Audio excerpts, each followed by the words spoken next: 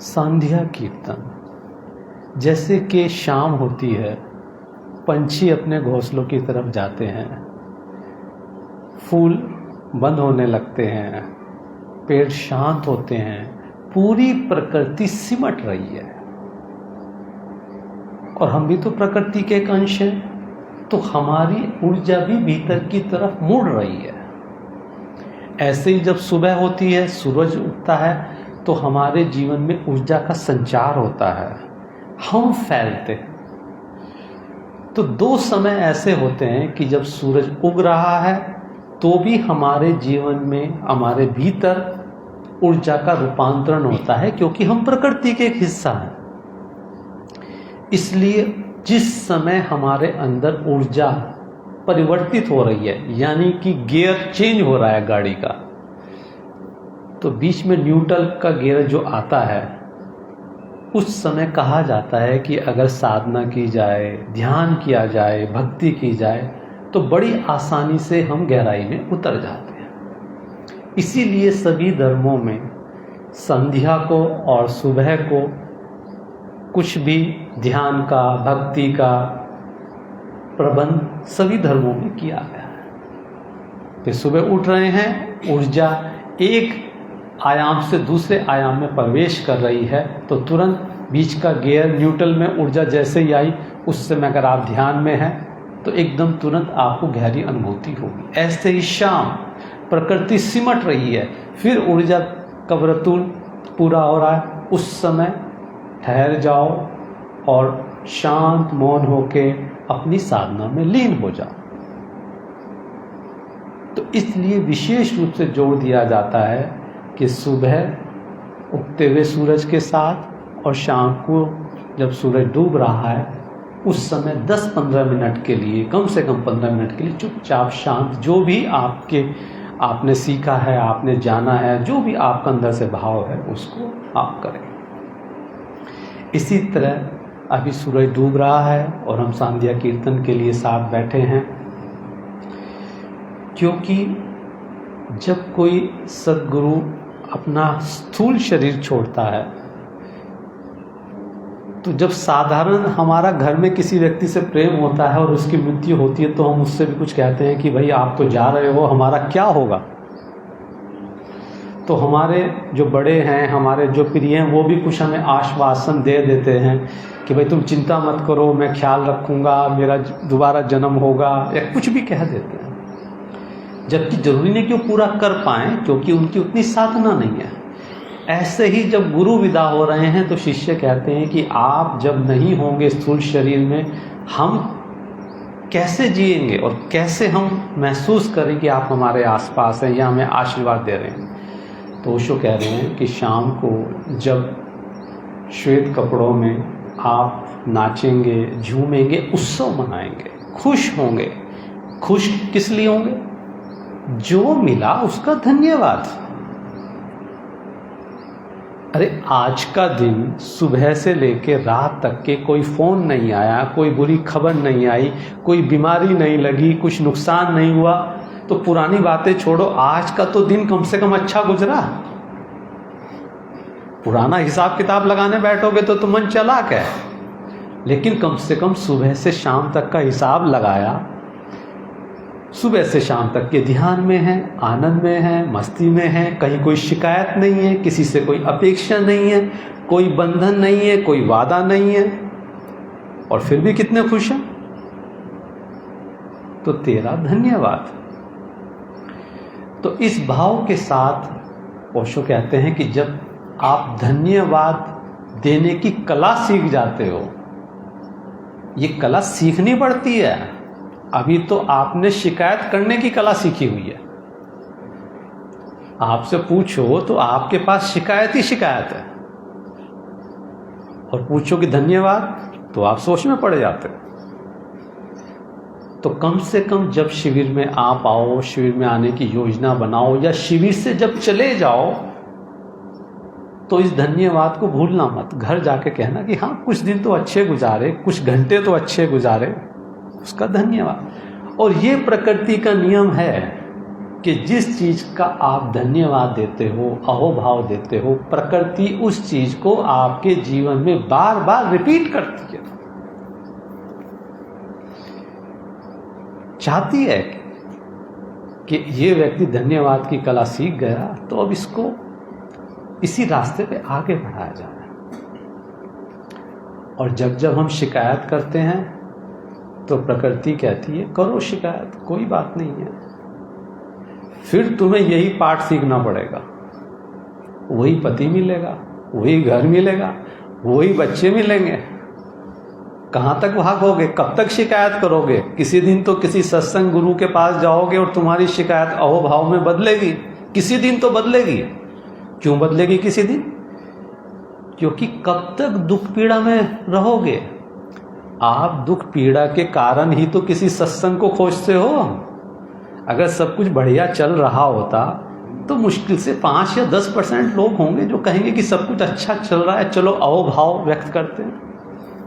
अच्छी बात है कि 5-10% ऐसे भी हैं जिनकी स्थिति बहुत अच्छी है, लेकिन ज़्यादातर तो अंदर कुछ ना कुछ परेशानी, शिकायत लिए बैठे रहते हैं। तो प्रकृति कहती है कि जो मिला, जैसा मिला, जैसी घटना घटी। और इस शिविर का तो हमारा मूल यही है कि जो अज्ञात लोक की शक्तियां हैं,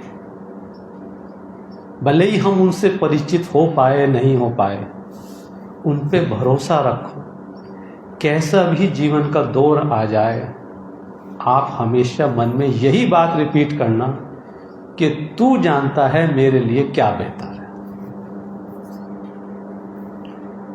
इसको अपना मंत्र बना लो। जब भी परेशान हो, जब भी उदास हो, जब भी ऐसा लगे कि जीवन बिखर रहा है, कोई नहीं समझ रहा है, तो उस पे उधर उंगली उठाना और कहना नहीं, तू है, तू तो समझ रहा है, तेरे ऊपर भरोसा है। और आप देखते हो किसी न किसी अज्ञात मार्ग से, किसी सत्संग के द्वारा, किसी सद्गुरु के द्वारा आपको आपका हाथ पकड़ लिया जाता है। तो इसलिए जीवन में अहोभाव को जीवन का एक अहम बिंदु बनाएं। सुबह उठें, आंख खुली, तेरा धन्यवाद। रात सोएं, आज का दिन जीवित है, सांस चल रही है, तेरा धन्यवाद। और मुश्किल से आप 1 महीने इस प्रयोग को कर लो, सब जीवन से शिकायतें सब गायब हो जाएंगी। और आप हंसोगे अपने ऊपर कि हम शिकायत भी क्या कर रहे थे, किन छोटी छोटी बातों की शिकायत कर रहे थे। और कभी कभी तो इस बात पे हंसी आएगी कि स्वामी जी के साथ बैठे हम बातें कौन सी कर रहे थे, क्या हम लेके बैठे थे बातें। खुद पे हंसी आएगी, लेकिन धीरे धीरे समय लगता है चीज़ों को बदलने में।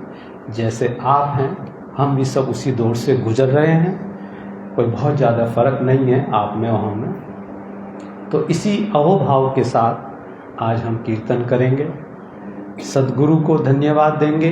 और इस जगत में जितना भी शुभ, सुंदर, श्रेष्ठ है, जितने भी पीर, पैगंबर, संत, महात्मा हैं, सब हमारे हैं। इस बात को गौर से समझ लो। ओशो से जुड़ने का मतलब इस जगत में जितना भी श्रेष्ठ है, जिसने भी सत्य को जाना है, वो सब हमारे हैं, वो सब हमारे गुरु हैं। और हमें पूरा हक है कि हम हर गुरु को, हर भगवान को, हर तीर्थंकर को याद करेंगे और उनके सामने झुकेंगे और हम वहां से ले आएंगे कुछ ना कुछ।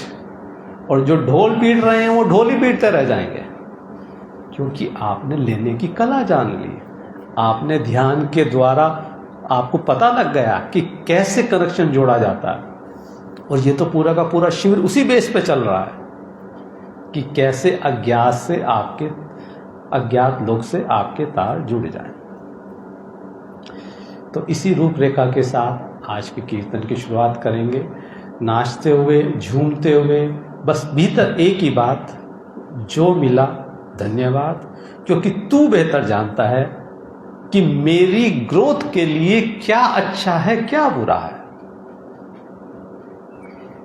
जिन बातों से आप रो रहे हो, परेशान हो रहे हो, पीड़ा में हो, असल में प्रकृति उन्हीं घटनाओं के माध्यम से आपका विकास करना चाहती है, कुछ आपको सिखाना चाहती है। क्या सिखाना चाहती है? सिखाना चाहती है कि तुम्हारे अंदर अभी भी अहंकार है, तुम्हारे अंदर अभी भी क्रोध है, तुम्हारे अंदर अभी भी मोह है, तुम्हारे अंदर अभी भी लोभ है। अब इन घटनाओं से निकलो, और जब तक के पास नहीं होगे, हर बार इसी तरह की घटनाओं का आयोजन प्रकृति करेगी। तो इसी के साथ हम कीर्तन की शुरुआत करेंगे। कल हमने वेस्टर्न म्यूजिक पे कीर्तन किया, आज भी हम वेस्टर्न म्यूजिक पे ही कीर्तन करते हैं, क्योंकि उसका भी एक अलग, मैंने महसूस किया, अलग मजा है, तो उसका भी हम मजा लेंगे। ओशो वाले हर चीज का मजा लेना जानते हैं, क्योंकि सब पे उनका अधिकार है। उनके गुरु ने ये सिखाया है कि जीवन के किसी आयाम से भागो मत, बस थोड़ा सा ध्यान जोड़ दो और उसका मजा लो। गीत को उठने दो, साज को छिड़ जाने दो, गीत को उठने दो, साज को छिड़ जाने दो, खोल दो बंद खिड़की दरवाजे, जरा जरा ताजी हवा को बंद घर में आने दो, जरा संभलने दो मीरा की थरकती हुई पायल को, जरा संभलने दो मीरा की थरकती हुई पायल को, जरा गौतम के सदे पांव बहक जाने दो, गीत को उठने दो, साज को छिड़ जाने दो। कभी मंदिर से भी उठने दो अजान की आवाजें, कभी मंदिर से भी उठने दो अजान की आवाजें, कभी मस्जिद की घंटियों को भी बज जाने दो, गीत को उठने दो, साज को छिड़ जाने दो। कभी अनचाहे लोगों से भी मिलो, पिंजरों के तोतों को दोहराने दो झूठी बातें। देखते हो ना, झूठी बातें चल रही हैं। पिंजरों के तोतों को दोहराने दो झूठी बातें, अपनी मैना के पंख खोल चहचाने दो, गीत को उठने दो, साज को छिड़ जाने दो। एक दिन उनको उठा लेंगे इन सर आंखों पर, एक दिन उनको उठा लेंगे सर आंखों पर, आज जरा खुद के पांव बहक जाने दो, गीत को उठने दो, साज को छिड़ जाने दो। उनको करने दो मुर्दा रस्मों की बर्बादियों का गम, उनको करने दो मुर्दा रस्मों की बर्बादियों का गम, आज हमें नया जहां नए पर खोल चहचाने दो, गीत को उठने दो, साज को छिड़ जाने दो। जरा संभलने दो मीरा की थरकती हुई पायल को, जरा गौतम के सधे पांव बहक जाने दो, गीत को उठने दो, साज को छिड़ जाने दो। तो आज थोड़ा बहकते हैं, भीतर होश और बाहर बहकते हैं, और अहोभाव के साथ सद्गुरु ओशो को याद करते हैं कि उन्होंने हमें जीवन जीने की कला सिखाई, वरना ऐसे ही दौड़ में, भीड़ में दौड़ते दौड़ते कितने जन्म निकल गए और कितने जन्म निकल जाते हैं।